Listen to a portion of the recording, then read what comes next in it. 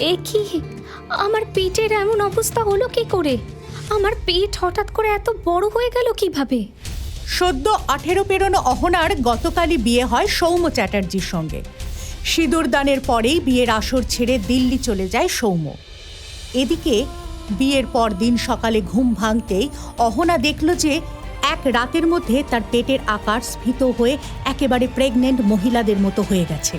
নিজের পেটের আকার দেখে অহনা খুব আতঙ্কিত হয়ে উঠল।